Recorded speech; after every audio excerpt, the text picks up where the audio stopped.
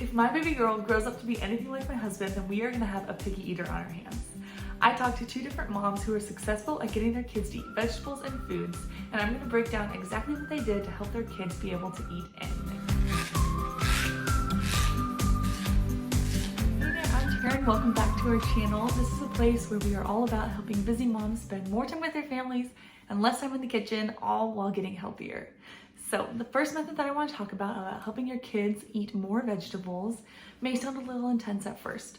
And it's not going to be for everyone, just like sleep training isn't for everyone.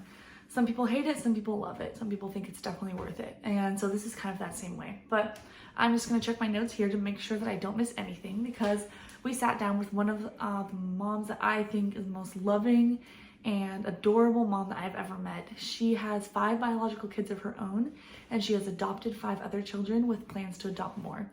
And she has used this method on all of her kids. Some of them were her biological ones that she used when they were a young age.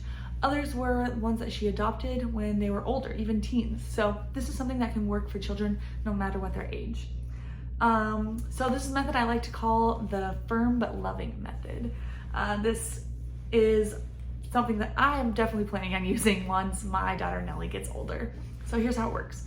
You make dinner as normal, make your healthy meal and bring it to the table, and the kids can choose whatever they want to eat of it. If they don't want to eat all of it, that's fine. You just wrap it up and you put it in the fridge. There is no other option. As my mom liked to call it when we were growing up, it was the kitchen is closed. So if they get hungry later on, then they can bring that same wrapped up food, bring it outside, and they can have that. If they don't want it, that they'll just have to go to bed hungry. Now, it's not torture because they are still gonna get breakfast and lunch of whatever food they like. It's just dinner that they start out with. And the next day you start again. You make a new dinner, and the kids even help pick out things of what you're gonna make, but you make it healthy, and you have the kids just only have that for dinner. There is no going back and just saying, okay, fine, you can have mac and cheese, you know? Anyway, so she has told us that after 3 or 4 days of doing this, her kids end up being able to just eat anything. And I think it's pretty amazing. I've seen it in action. We went to a party and the little girl just ate whatever was put on her plate. And I thought it was awesome. It's like sleep training where it's a little bit hard at first, but in the end it is worth it. Okay, so that's option 1. The next one is from our friend Caitlin, who is also an amazing, amazing mom, and her kids just love vegetables. So we sat down with her and she gave us 8 tips to help your kids learn to love vegetables. So the first one is to start young. When her kids were still babies, she would try different combinations of food and she was always switching it up. She said that her little girl was always changing what things she would eat.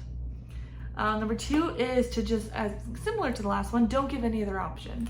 She said that she didn't do it in a forceful way, but she could try to come up with creative ideas to add vegetables into soups, smoothies, stews, just any way she could, muffins.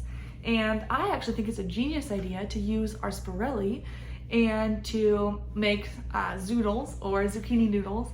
And if your kids don't love that, you can do half and half. Do half spaghetti, half zoodles, and then put the tomato sauce over it, and I promise they won't even be able to taste it. Number 3, add variety to how you cook. She said roasting, baking, boiling, air frying, even making vegetables into chips, just any way that you can think of mixing it up was really, really helpful. Number 4 was to have them try it at least once. And she said that she was constantly talking to her kids about how our taste buds change. So if you've tried something once before, you may like it again in the future. Number 5 is to make them food that you enjoy. And she said that she never really toned down the spices. Kids can handle seasoning and they actually learn to love it that way. 6 is educate your kids on how to eat healthy and listen to their bodies. I think this is a huge one. Intuitive eating is really, really important. I think so often we just stuff ourselves to the point that we're sick and then we wonder why we're not feeling well later. And she said it's important to talk about why we fuel ourselves with the right things, and also the connection between our mind and our gut, and how the foods we eat affect every part of our well-being, and that it's okay to indulge sometimes and you don't have to feel guilty about it. I think so often this diet culture causes us to, and you kind of show our kids that, right? Like we are saying, oh man, I shouldn't have eaten that, I'm bad. When really it's okay to have a treat every once in a while. And one Instagram account that I really love following is Kids Eat in Color. I will link that in the description below. But they do a really, really good job of explaining how to talk to your kids about eating and listening to your bodies. All right, The next tip is to help your kids get involved. Help them plan the menu. She often encourages her kids to use their creativity to come up with ways to change the food that she's made to make it in a way that they would like to eat it. And she doesn't want them thinking that eating healthy is something they have to do, but rather it's something they want to do.